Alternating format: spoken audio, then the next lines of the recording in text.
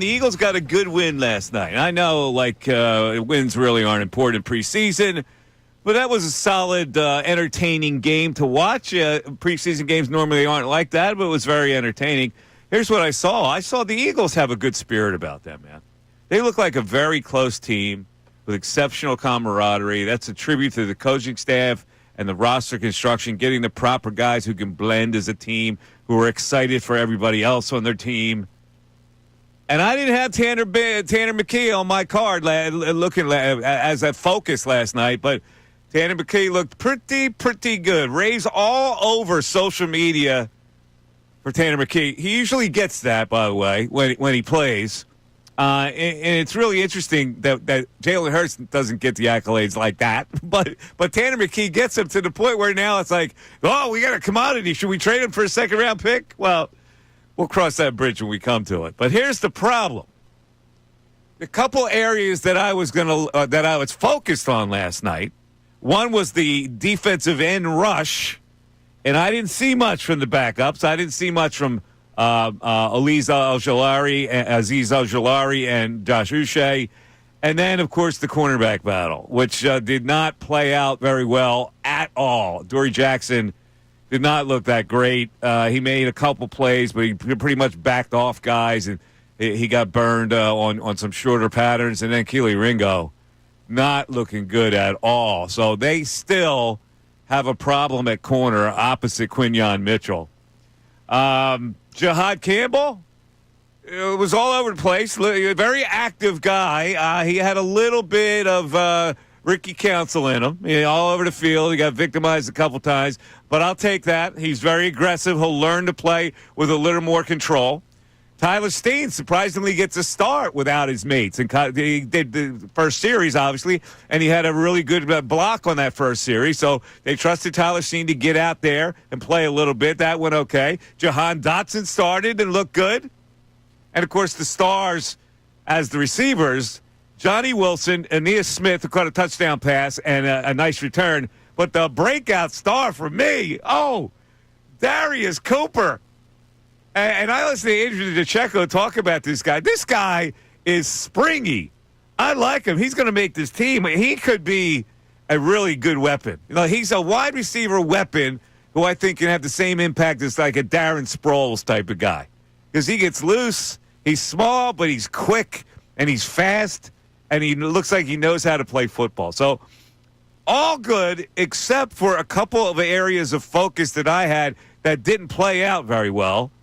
So let's bring in our man Ray Dunn today. Ray, your impressions of what you saw last night with your Philadelphia Eagles. That's a great way to sum it up. All good except for the thing that really mattered.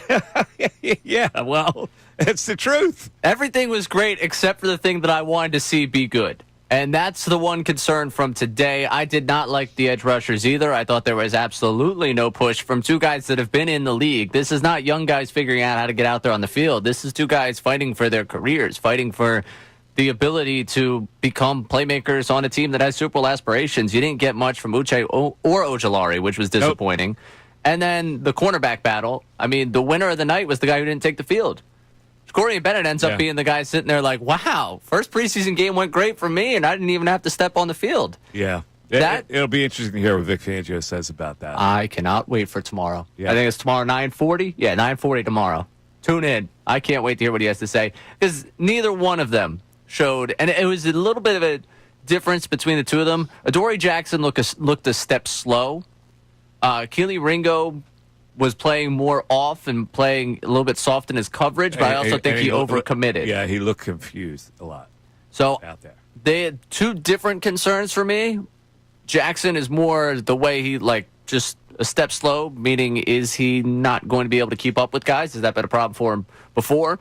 Ringo, to me, just overcommitted. Obviously the touchdown, he way overcommits. He overplays that ball. And he didn't look like he was in position a number of times. Is that something that could be corrected? Is that something you hope will be corrected? I don't know. Here's the other side of it. It's Jamar Chase. Jamar Chase is going to do that to a lot of people. But he's going to face the Jamar Chase types as a big boy in this league. So I can't allow for that, saying, he was just up against a tough guy.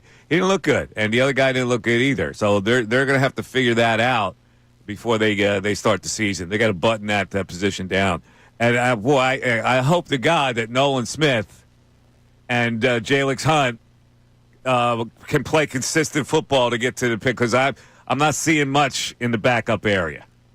No, I think a lot of the answers we've gotten so far in training camp have been explained. Why are you playing Quinyon Mitchell to mirror the other team's top receiver? Well, that was answered last night because the other two don't look very good. Who do you like in that depth? Well, we got a lot of guys competing for depth, meaning you don't really like anyone right now beyond those first two edge rushers, and I think that was explained last night.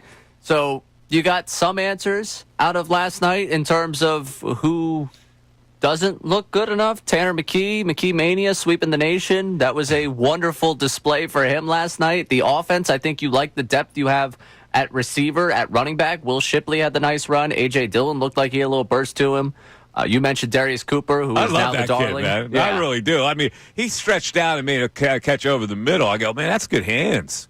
Darius Cooper's got real Paul Burner Award winner written all over him. Like, he looks like he's going to be the camp darling the rest of the way. I think this is who the city's going to fall in love with. He was a dominant player at that level of football that he played at. I don't know if Paul Turner ever was, but I like Darius Cooper's going to make the team. He's got to make the team. I hope so. Yeah. I need him to change his number when he makes the team. Yeah, that 41's not a receiver 41 number. is weird.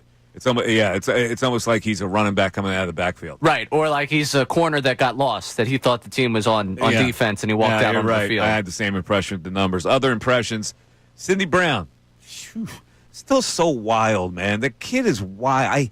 I can't stand guys that play with, like, a recklessness, and he plays with a recklessness. I need a guy to play disciplined. I don't think he's a starting safety in this league. Now, Makuba's another guy that didn't take the field, but I feel like his stock improved without being on the field, assuming he could get onto the field.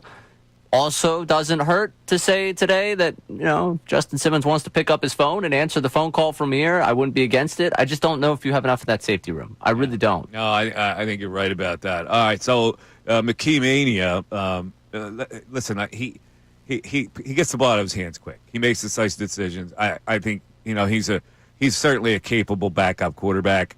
Hopefully he won't have to play, but if he has to play a couple games, I guess he's good enough to win a couple of games for the Eagles. But it's interesting. I saw a tweet from a guy who covers the NFL who said McKee could start for the following: Browns, Colts, Giants, Jets, Saints, and maybe in a camp battle, he can win the job at the Falcons, the Dolphins, the Vikings, the Titans, the Panthers, the Steelers, the Seahawks, and the Raiders. What do you think of that? Is that too much hype?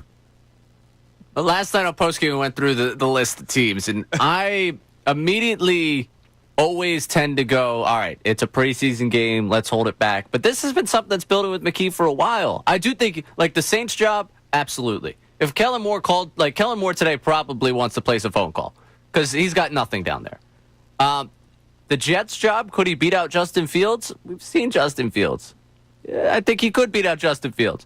The Giants job, Russell Wilson probably would get it based on his name, which he's getting it right now based on his name. And they did draft Dart, so like if we're playing a fantasy world, could he win it because he would give you the best off the bat of those three? Maybe. The Browns, I could see him winning that one. Like, there's, like, a world where I think 5 or 6 teams in the NFL would consider starting him to start the season. I don't want to get carried away with him. I always tamp down people when they say, oh, McKee. Yeah, all right. He looked good. All right. He did. And he's the backup quarterback. That's all good. All right, so we're going to talk about your impressions of what you saw last night. Obviously, we're going to talk some Phillies. They start a big 10-game road trip tonight with their pitching woes and such. We'll have some audio highlights of the broadcast from last night. 610-632-0975 is how you climb into the show. I want to hear your impressions. I was wowed by their spirit, by their camaraderie. I wasn't wowed by a couple of areas that I think are of concern. It's the Mike Missanelli Show. It's right here on 97.5 The Fanatic. Thanks for watching. I love these outro videos because I can actually talk with my hands and it looks normal here. So subscribe right here and watch some more videos for us. How about it?